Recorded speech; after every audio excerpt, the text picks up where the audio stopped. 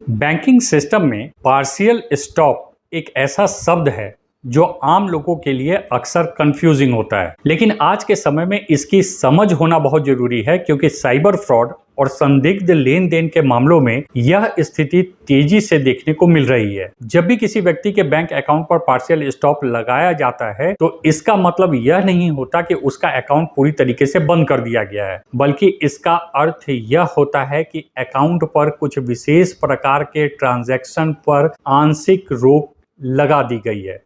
यानी कि account technically active रहता है लेकिन उसका उपयोग पूरी तरीके से स्वतंत्र रूप से नहीं किया जा सकता।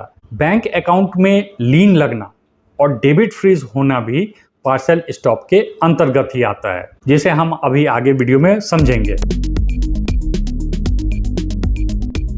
पार्शियल स्टॉप को समझने के लिए पहले यह समझना जरूरी है कि बैंक अपने ग्राहकों के अकाउंट पर नजर क्यों रखते हैं। तो आज के समय में बैंकिंग केवल पैसे जमा और निकालने तक सीमित नहीं रह गया है, बल्कि यह एक डिजिटल नेटवर्क का हिस्सा बन चुकी है जिसमें हर ट्रांजैक्शन का रिकॉर्ड रखा जाता है और उसे एनालाइज किया जाता है। अगर किसी अकाउंट में अचानक असामान्य गतिविधि दिखाई देती है, जैसे कि बहुत बड़ी रकम का आना, बार बार छोटे ट्रांजैक्शन का होना या फिर किसी संदिग्ध स्रोत से पैसे का आना, तो बैंक को शक हो जाता है कि कहीं इस अकाउंट का उपयोग किसी गलत काम के लिए तो नहीं किया जा रहा है। ऐसी स्थिति में बैंक तुरंत पूरा बैंक अकाउंट फ्रीज नहीं करता, बल्कि एक इंटरमीडिएट स्टेप के रूप में पार्शियल स्टॉप लगा देता है। इसके अलावा अगर किसी साइबर क्राइम की शिकायत में आपका अकाउंट शामिल हो जाता है तो पुलिस या साइबर सेल बैंक को निर्देश दे सकती है कि वह उस अकाउंट पर रोक लगाए। हालांकि कई बार यह भी देखा गया है कि केवाईसी अपडेट न होने की स्थिति में भी बैंक प्रिकॉशन के तौर पर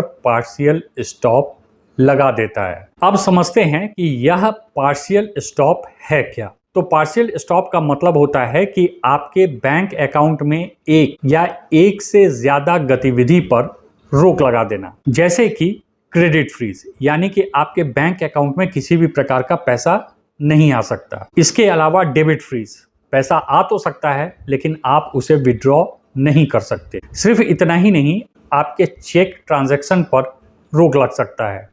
इसके अलावा एटीएम विड्रॉल पर रोक लग सकता है और यूपीआई ट्रांजैक्शन और ऑनलाइन बैंकिंग तक पे रोक लगाया जा सकता है। तो इस तरह की जो भी गतिविधियां एक बैंक अकाउंट में होती हैं, एक या एक से ज्यादा गतिविधि पर अगर बैंक रोक लगाती है तो उसे कहा जाता है पार्शियल स्टॉप। अब अगर बैंक आपको यह सूचना दे रही है कि आपके बैंक अकाउंट पर डेबिट फ्रीज लगा है या फिर लीन लगा है या फिर एटीएम पर रोक है या फिर यूपीआई ट्रांजैक्शन या ऑनलाइन बैंकिंग पर रोक है, तब तो ठीक है। लेकिन अगर यह सूचना नहीं दे रही है और आपको सिर्फ इतना ही मैसेज आया है कि आपके बैंक अकाउंट पर पार्शियल स्टॉप लगा दिया गया है, तो फिर आपको बैंक जाना पड़ेगा और बैंक से यह पता करना पड़ेगा कि आपके बैंक अकाउंट पर क्यों और किस प्रकार का पार्शियल स्टॉप लगाया गया है। पार्शियल स्टॉप का सीधा असर यह होता है कि अकाउंट होल्डर अपने पैसे को पूरी तरीके से इस्तेमाल नहीं कर पाता। इसका मतलब यह है कि बैंक आपको पूरी तरीके से ब्लॉक नहीं कर रहा है, बल्कि वह स्थिति को मॉनिटर कर रहा है और यह सुनिश्चित करना चाहता है कि कोई गलत गतिविधि न हो। यहाँ पर एक बात जो समझना जरूरी है कि पार्शियल स्टॉप और फुल फ्रीज में क्या अंतर है। फुल फ्रीज एक गंभीर स्थिति होती है जिसमें अकाउंट से कोई भी लेन देन संभव नहीं होता, हर प्रकार की गतिविधि पर रोक लग जाती है, जबकि पार्शियल स्टॉप में कुछ सीमित सुविधाएं ही बंद की जाती हैं। इसे एक तरह से वार्निंग या प्रिकॉशनरी मेजर कहा जा सकता है। बैंक पहले पार्शियल स्टॉप लगाकर स्थिति को एसेस करता है और अगर उसे लगे कि मामला बहुत गंभीर है, तभी वह फुल फ्रीज की ओर बढ़ता है।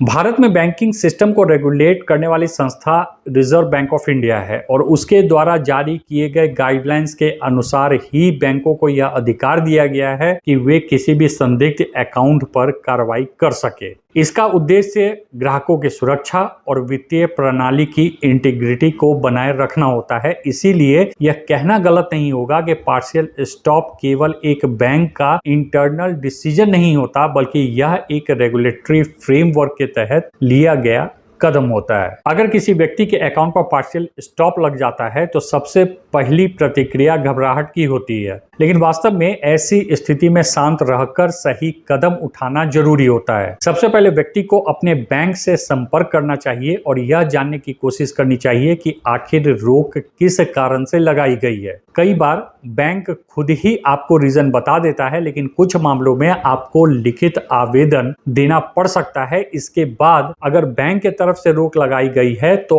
आपको अपने KYC डॉक्यूमेंट्स, ट्रांजैक्शन डिटेल्स और इनकम सोर्स का प्रूफ देना पड़ सकता है, ताकि बैंक यह वेरीफाई कर सके कि आपके अकाउंट में जो गतिविधि हुई है वह लेजिटिमेट यानी कि कानूनी गतिविधि है। अगर बैंक सब कुछ सही पाता है तो आपके बैंक अकाउंट पर से पार्शियल स्टॉप हटा लिया जाता है, लेकिन अगर मामला साइबर क्राइम से जुड़ा हुआ है तो केवल बैंक से बात करने से काम नहीं चलता, बल्कि आपको संबंधित साइबर सेल या पुलिस स्टेशन से भी संपर्क करना पड़ेगा। वहां जाकर आपको जो भी मामला है सॉल्व करके नो ऑब्जेक्शन सर्टिफिकेट यानी कि NOC साइबर सेल के द्वारा बैंक को सेंड करवाना होता है। तब आपके बैंक अकाउंट पर से किसी भी प्रकार का पार्शियल स्टॉप जो है वह हटता है। कभी कभी ऐसी स्थिति में जांच पूरी होने के बाद ही साइबर सेल के द्वारा पार्शियल स्टॉप हटाया जाता है। अब सवाल है कि पार्शियल स्टॉप हटने में कितना समय लगेगा, तो यह पूरी तरीके से मामले की प्रकृति पर निर्भर करता है। अगर केवल KYC का इशू है तो उसी दिन जो भी पार्शियल स्टॉप है वो ठीक हो जाएगा। अगर बैंक के द्वारा कोई एक्शन लिया गया है तो जैसे ही बैंक को आप अपने इनकम सोर्स का प्रूफ दे देते हैं, बैंक उस पार्शियल स्टॉप को हटा लेता है। अब यह आप पर निर्भर करता है कि आप कितनी जल्दी से जल्दी बैंक को अपने इनकम सोर्स का प्रूफ दे पाते हैं और बैंक को सेटिस्फाइड कर सकते हैं। लेकिन अगर मामला साइबर क्राइम या मनी लॉन्ड्रिंग से जुड़ा हुआ है तो इसमें हफ्तों या महीनों का भी समय लग सकता है। यहाँ तक कि कुछ मामलों में कोर्ट की अनुमति भी जरूरी होती है, जिससे प्रक्रिया और लंबी हो सकती है।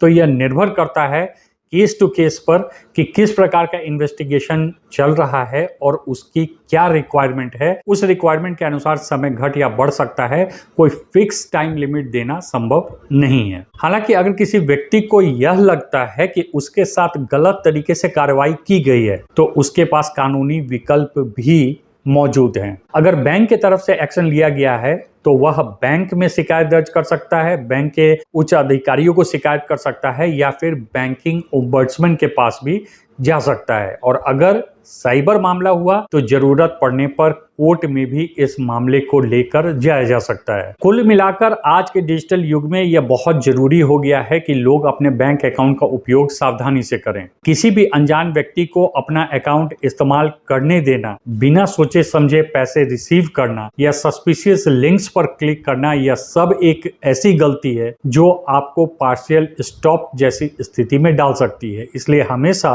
अपने अकाउंट की सिक्योरिटी का ध्यान रखें और हर ट्रांजैक्शन को समझदारी से किया करें। अंत में यही कहा जा सकता है कि पार्शियल स्टॉप एक ऐसा मैकेनिज्म है जो बैंकिंग सिस्टम को सुरक्षित रखने के लिए बनाया गया है। यह अस्थायी होता है और सही जानकारी तथा दस्तावेज देने पर हटाया जा सकता है। इसलिए अगर कभी आपके अकाउंट पर ऐसा कुछ होता है तो पैनिक करने के बजाय इसे एक प्रक्रिया के रूप में देखें और सही तरीके से उसे रिजॉल्व करने की कोशिश करें।